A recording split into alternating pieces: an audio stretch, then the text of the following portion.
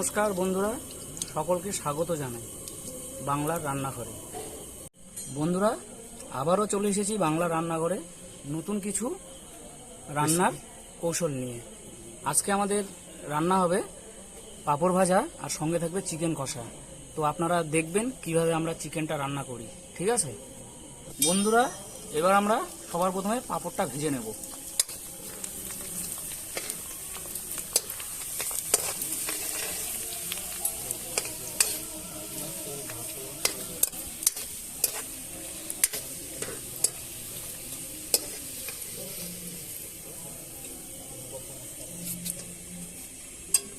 ও ভাই, থালটা একটু উঁচা করতো না, পাঁপড়ের সাথে থালটা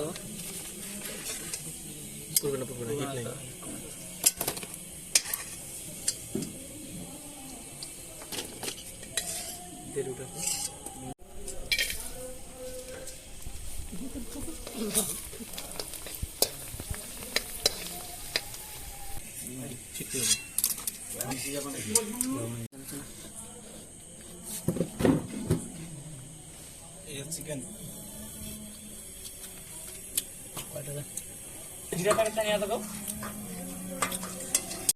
আমাদের কড়াই গরম হয়ে গেছে। এবার আমরা কড়াইয়ে পরিমাণ মতো তেল দিয়ে দেব।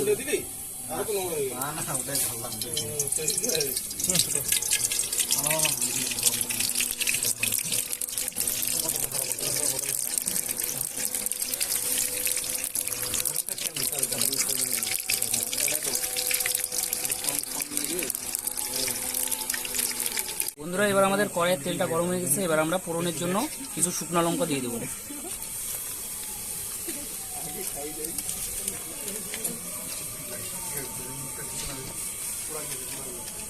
তারপরে ফোড়নে কিছু গোটা জিরা দিয়ে দেবো।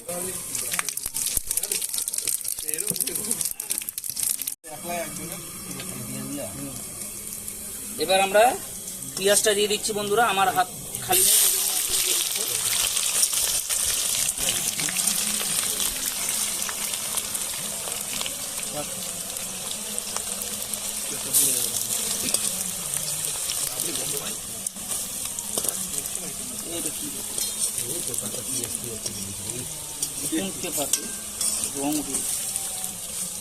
এবার রসুনটা দিয়ে দেবো, গোটা রসুন দিয়ে দেবো।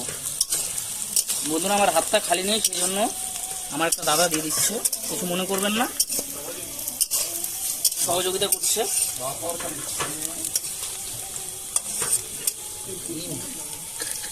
এবার কাঁচা লঙ্কা দিয়ে দেবো।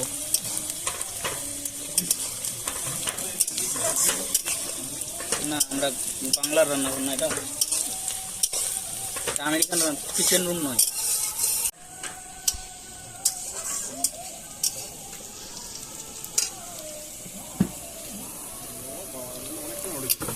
করে মশলাটা মাংসটা আমরা এদিকে ধুয়ে নিয়েছি। ততক্ষণে আমরা পেঁয়াজটা যে দিয়েছিলাম সেই পেঁয়াজটা আমরা একটু লাল করে ভেজে নেব।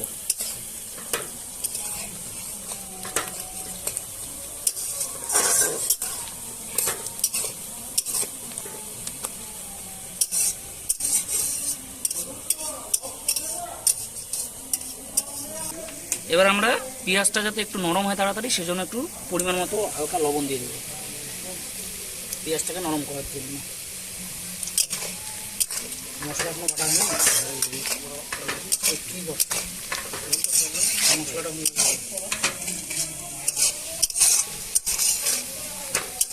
বন্ধুরা, দিকে আমাদের একটা ছেলে পাবজি খেলছে, সবাই দিকে রান্নাতে ব্যস্ত। আর দেখুন, খালি খাবে।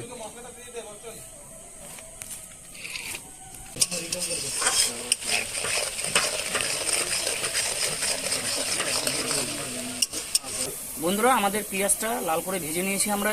এবার আমরা এখানে দিয়ে দেবো, এখানে আছে জিরা বাটা, আদা বাটা একসঙ্গে।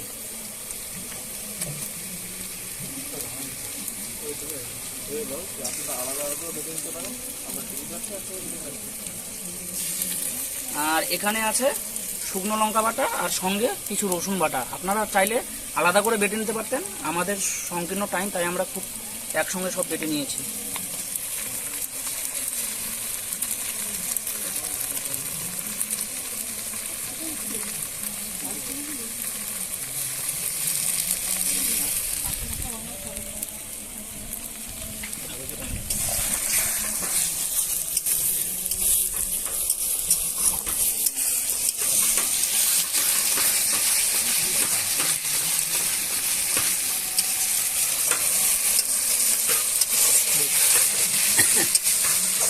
এবার আমরা মশলাটাকে কষিয়ে নিব।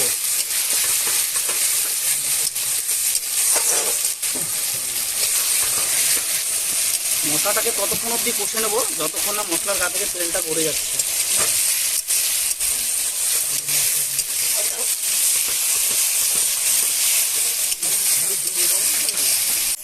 আপনারা চাইলে লবণ এবং হলুদটা পরেও দিতে পারেন। আমরা মশলাটার মধ্যে লবণ আর হলুদটা দিয়ে দেব। স্বাদ মতো লবণ, আমরা 2 কিলোর মতো প্রায় চিকেন নিয়েছি, সেই জন্য পরিমাণ মতো লবণটা দিয়ে দেব।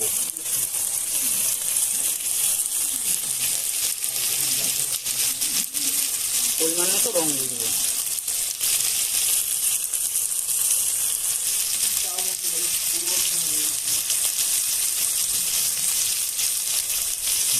ঝোলটা একটু বানাবি।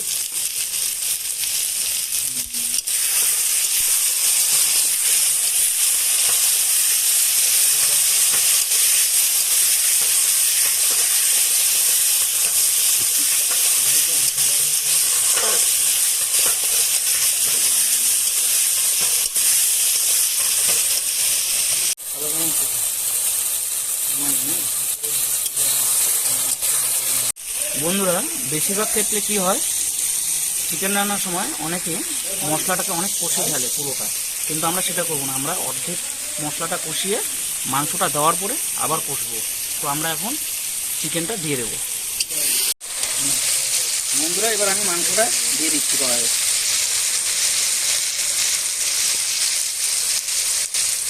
তো আমরা এখানে 2 কিলোর মতো চিকেন নিয়েছিলাম।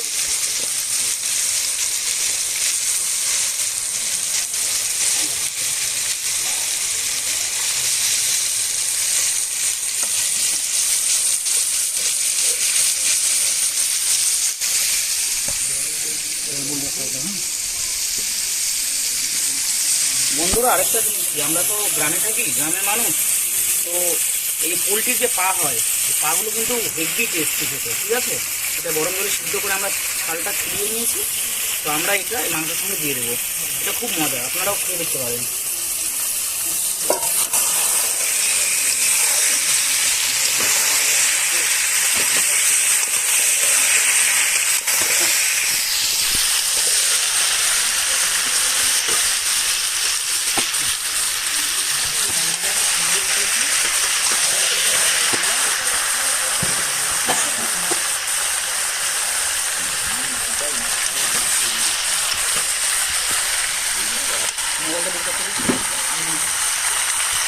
কালার দেখুন বন্ধুরা।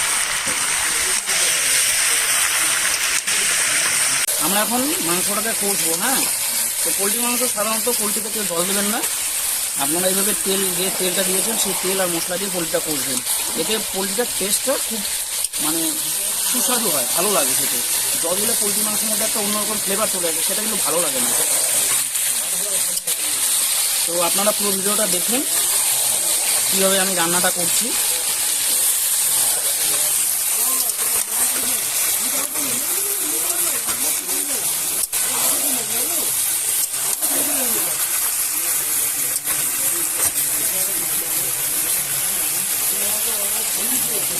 দেখুন বন্ধুরা, পোলট্রি মাংসে জল দেবেন না। এই যে একবার দেখুন আপনারা কত জল বেরিয়েছে।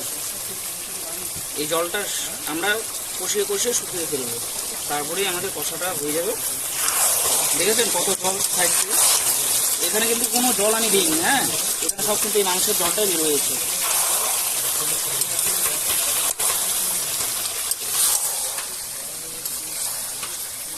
আমাদের মাংস কষা হয়ে গেছে বন্ধুরা, এই যে দেখতে পাচ্ছেন।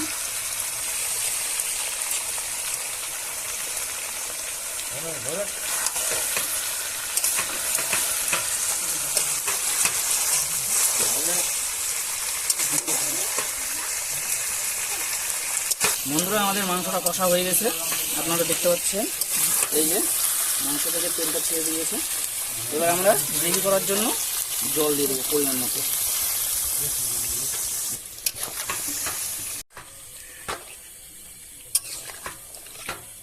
বন্ধু, আমাদের এই যে ঝোলে জাল উঠে গেছে। এবার আমরা ধনিয়া পাতা দেব। এবার আমরা গরম মশলাটা দিয়ে নামিয়ে নেব।